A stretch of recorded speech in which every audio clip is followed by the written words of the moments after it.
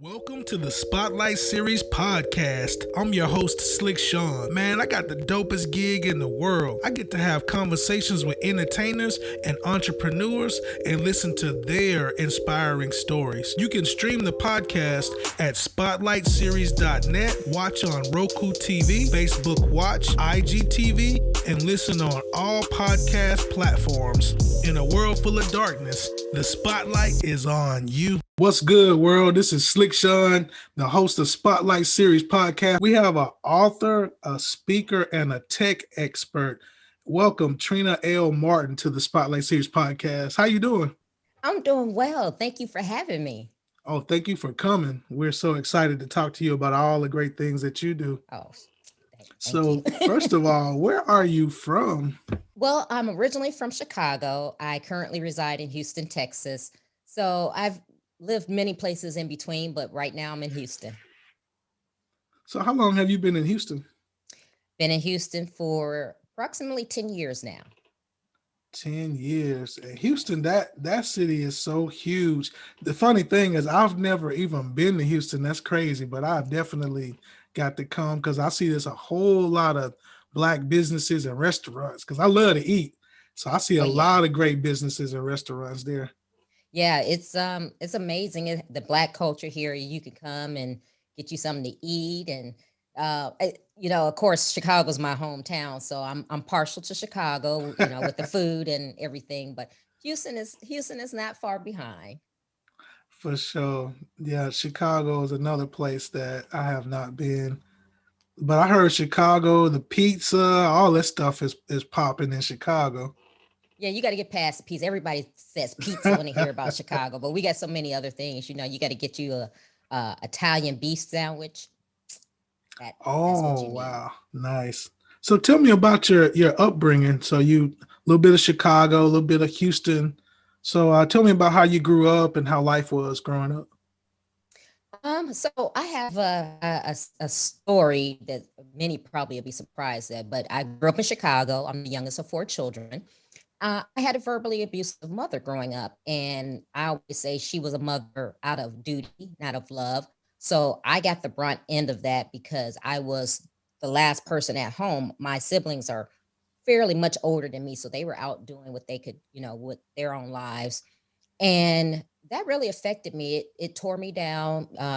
Low self esteem. I didn't know my worth, but instead of me taking the path of something negative, it actually ended up fueling me to success, making me a type A, very driven to succeed person because my objective was to get away from my mother and to do well so that I never had to come back to her.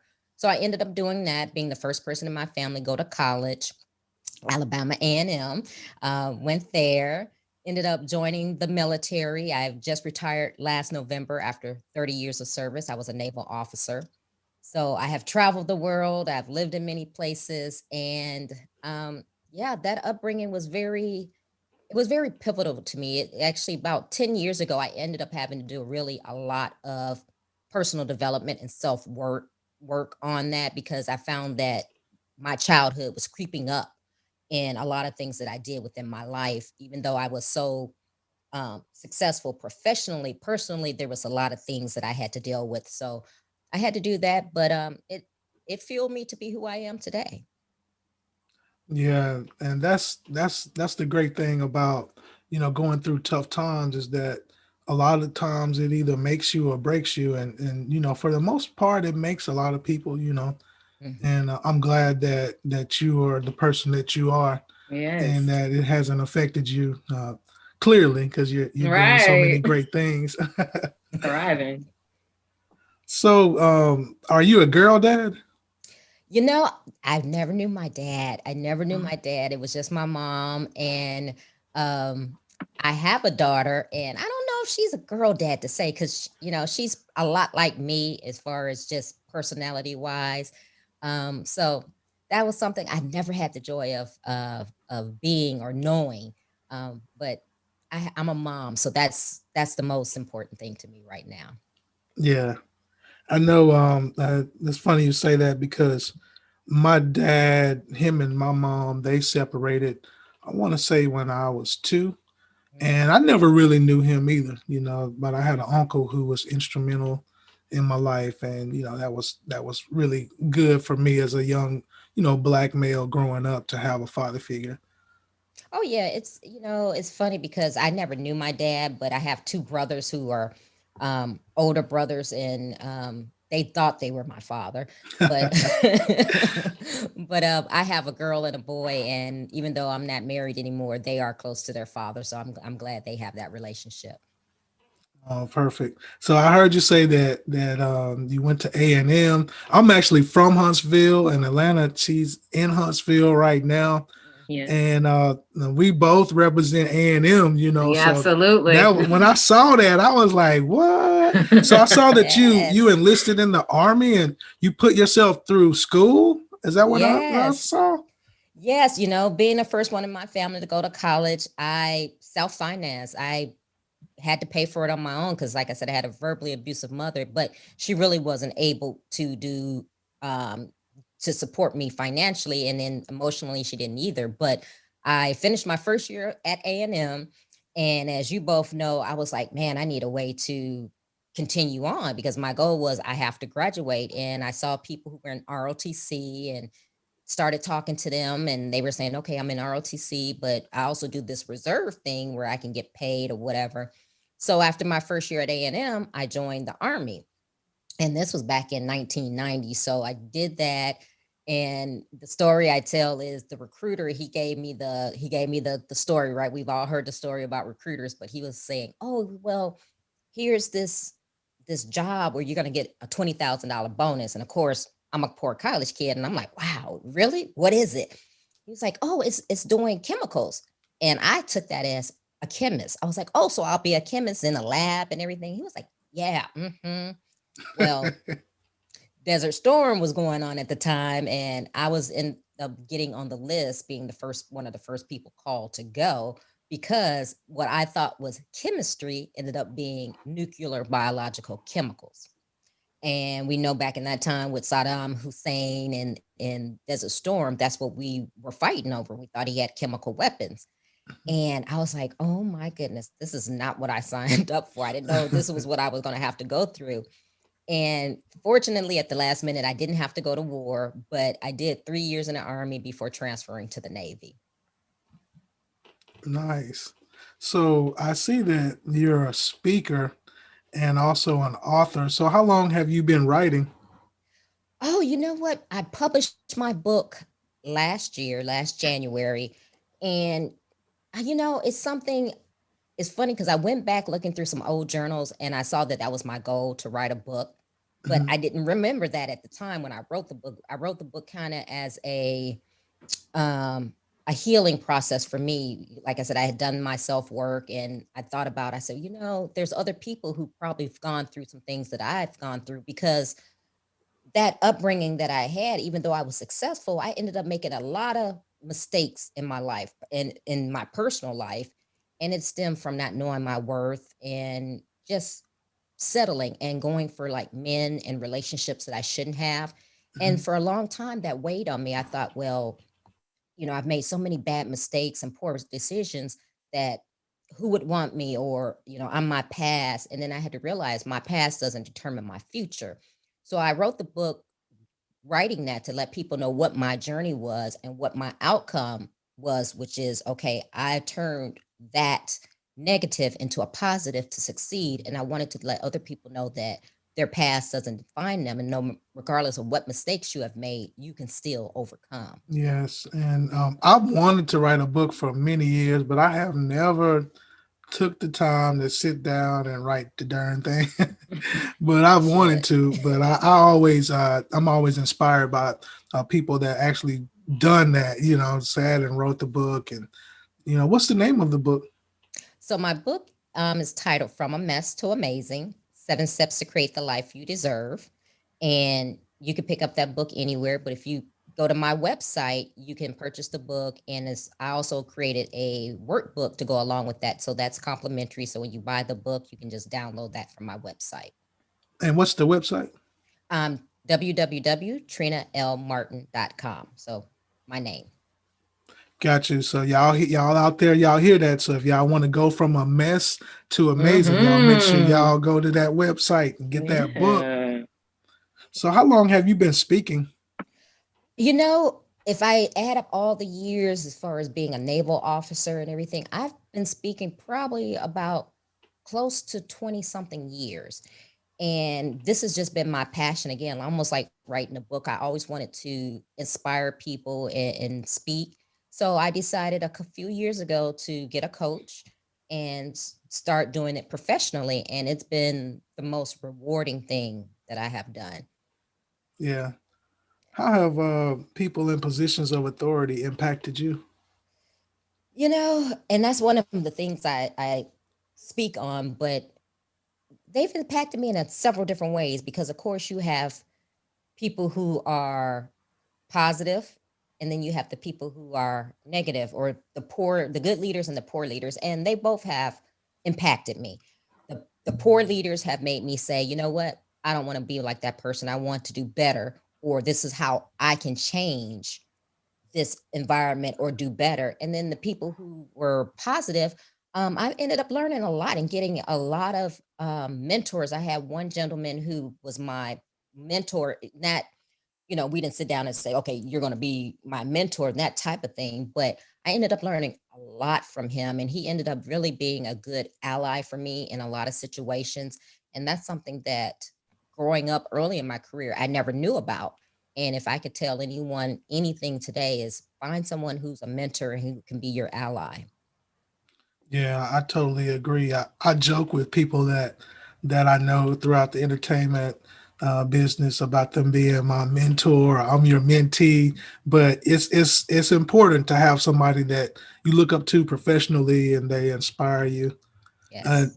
Speaking of that, what are some traits of a powerful leader? You know, I, I always say the first thing I tell people is just being authentic and caring about other people, because normally people go into leadership and they think, oh, I got the position, I'm a leader, popping the collar. But that's not what being a leader is. A leader is an act of service. And I think if more people start looking at it that way, we'll have better leaders and more leaders who want to do better.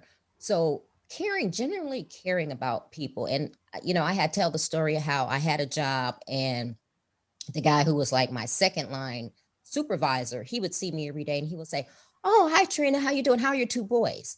And I would say, "I don't have two boys."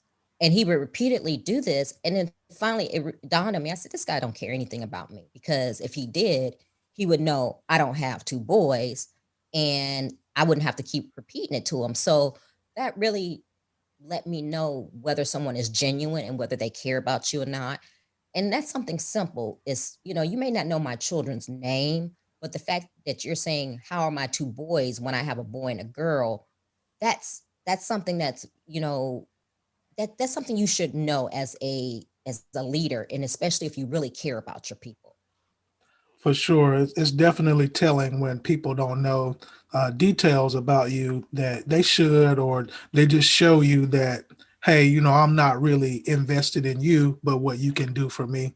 Right. And I see that you talk a lot about personal growth and development. What is the most important step for to be, to have growth and to develop properly? The first step is your mindset. And I know we've all heard that, but I think we as humans and as people, and I know I did, I think we are harder on ourselves and we beat up on ourselves more than other people would. So we tell ourselves things like, you're stupid. Why did you do that? You're so stupid. I can't believe you did that again. And those are the things that really play on our mindset. And I think we need to start forgiving ourselves just like we will forgive someone else. And I had to do it as well. We are human, we make mistakes, we do things, but you shouldn't let that just totally deter you. And you start telling yourself, well, you know what, you can't get that position. There's somebody else who's smarter than you, or you can't write that book. Who would want to read that? We need to stop talking to ourselves like that. So we really need to change our mindset. And that's the first thing you need to do as far as personal development. Yeah, I totally agree. I feel like it definitely starts in the mind. Like if you've got your mind made up, then you can do all sorts of things. But if you're defeated in your mind, then give it up. Not Yes. gonna happen. And I see that you've talked a lot about how people can, be better in life and things like that. But how can they be better if they're doubtful? Like, what are some things that you can give people who have doubts about themselves? Well, again, I'm a big advocate of going to counseling and therapy, and I know for the longest time it had the worst stigma of, oh, you're crazy, you're going to a therapist, but you're really not. And sometimes you just need to talk to other people. You need to get someone who's not biased and who can give you an outside perspective, so that you can clear those thoughts out of your mind. So you have to know that you know you can go somewhere for help. So don't sit in your own feelings and in your own way and let that, a lot of times I say we let our circumstance define us. So we map out our whole life based on a one moment in time. And that is just something that we shouldn't do, because today may not be a good day, but you don't know what tomorrow is going to bring. Yeah, and that's one thing that I like to talk to a lot of people about when we say, black don't crack. But someone brought to my attention, I was at a seminar, a health and fitness seminar, and they brought something to my attention, that a lot of people don't think about. Black does crack from the inside out. So we don't take care of our body, our mind. Yeah, we'll crack, from the inside out. And I do urge people, my black people, to seek counseling. And like you said, we think that a lot of times we think it's a weakness, but that's a strength, knowing where you need help and trying to better yourself because of that. To me, there's no more strength than that. To me, it's weak if you just act like it's not there. Oh yeah, and for the longest time, especially in the black community, we thought, oh my God, no, that's wrong. You're weak. Oh, you just go to church and pray it away. Well, you can't pray everything away. You have to seek help, and that's why God gives you doctors and gives you the fortitude of mind to say, okay, I need some help, because a lot of times we're dealing with things and we don't know who to turn to, who to talk to. And unfortunately, as a result, we have a lot of people with mental illness in this country, and a lot of people in the black community that have it and who have never been treated or diagnosed, because we keep it to ourselves because we think it's some form of shame for us to seek help. Yeah, and that's what I've noticed. A lot of people that have been killed by police brutality. A lot of people have mental issues, and they may not know exactly how to react in times of tension. And when people say defund the police, a lot of people think that we're saying, hey, stop the police, put an end to it. But no, basically, defunding the police just means put money into social workers possibly coming out for other issues, or training them, in other ways, than to just act like you're a soldier at war.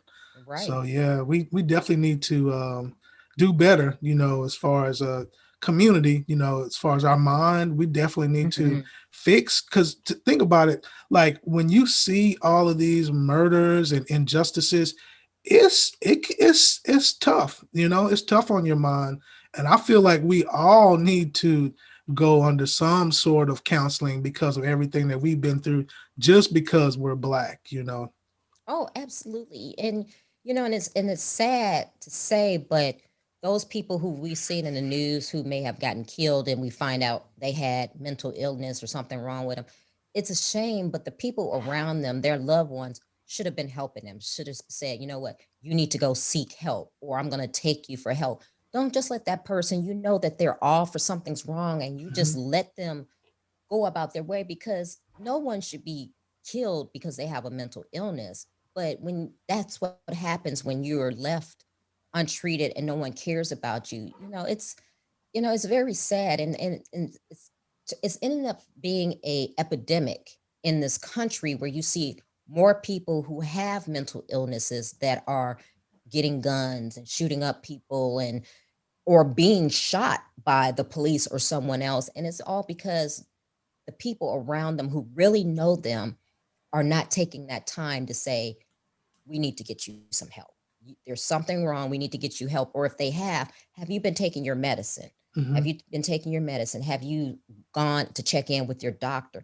Just things like that. It will help people help themselves.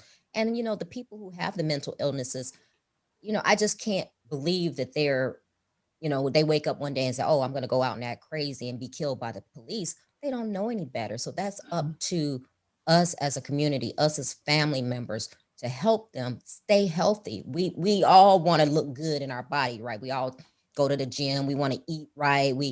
Us ladies, we do things to take care of our hair and our skin. Well, your mind is the same way. You have to take care of that. So true. I want to segue into my favorite part of this conversation.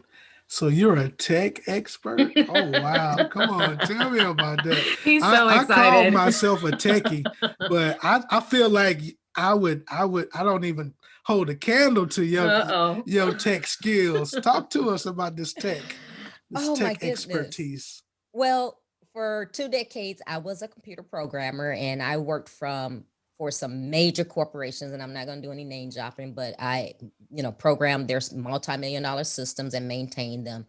So what I decided to do is take those skills that I had and work for myself. So now I do secure communication technologies for small and medium-sized businesses. And as we all know, this pandemic has made us do business in ways that we have never done it before. Hence, we're all sitting here talking and we're all in 3 different locations.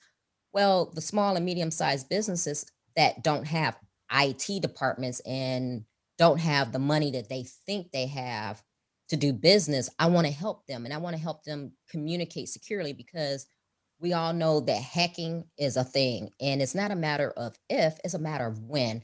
So that's where my genius lies, is to help people use those secure communication technologies so that they can continue to operate their businesses and be productive and be profitable. Because if you're hacked or you lose your customers, sensitive information, that could destroy you as a business. And when you talk about small and medium sized businesses, they just don't know that. They either don't have someone that's the IT person, or they're calling on their brother or their husband. There are people like that who, can install a computer and they think, okay, that's my IT guy. Well, it goes beyond that. And you got to know what you need to have to actually continue to operate and operate in a secure manner. Yeah. So I'm gonna break it down in layman's terms, y'all. She worked for the CIA. Oh, okay then. She's a CIA counterintelligence agent. I'm gonna just tell y'all what she just said now. No name dropping. We ain't doing none of that. That is something. But you ain't gotta say nothing. We already know. Congratulations. Thank you. We appreciate you. So I saw something about cyber intelligence analysis or Yes. analyst. Yes. So that was for that 3-letter agency. okay. So yes, I've taken that experience along with all my other stuff and done it. The alphabet gang. That is too wow. So what got you into tech and all that stuff? I went to school and got my degree in computer science, but when I did it, it wasn't like it is today. We didn't have the internet, or it was just coming on board, and that was something that really intrigued me. It was fascinating that I could sit and write a program to do whatever I wanted the computer to do. And I wanted to do that, and I wanted to be a Black woman who did that, because even now, 30 years later, Black women are still underrepresented in tech. And, we all saw the movie Hidden Figures, where the women before me were in tech and doing this and not getting recognized. But I just thought that that was something amazing. And I didn't see anyone like me who did that. So that's what I wanted to do. And now, 30 years later, I look around and I'm thinking, okay, there's still not a lot of women and women of color who are in these positions. So again, I want to use my face, my voice, and my experience to help women of color, especially the young girls. So I'm talking about girls high school age, to help them see that they are qualified and they belong in tech, and I want to help them pursue those careers. And oftentimes when you don't see it and you don't have anyone who's an example for you, you don't think you can be it, but you can. And that's really what I want to do. I want to help girls of color get into these tech careers so that the next Hidden Figure movie we see, it could be from, one of those girls being that person who helped whatever that is in the world that they can do. Yeah. And I want to thank you, commend you for what you do, because that is very important. Absolutely. I have a 16-year-old daughter, and I would love for her to get into tech and stuff like that. So we're gonna see. I'm working on her. She actually lives in Alabama. She lives in Huntsville, joint custody. So Mhm. me and her really close. So I'm trying to steer her towards the techie side of things, because she was wanting to be a rapper at one time, because I rap, and she was wanting to be a movie star at one time, because I've been acting. So I feel like kids just kind of look up to you. So I gotta let her know more about my techie side, so she can want to be like daddy. Yes, yes. Have her. She needs to be out there. The tech world needs her. She needs to get out there. Yes. Yeah, for sure. Do you have any words of encouragement or inspiration that you would give people trying to come up? And like you said, other young Black ladies that want to be in tech, do you have any words of encouragement to give them?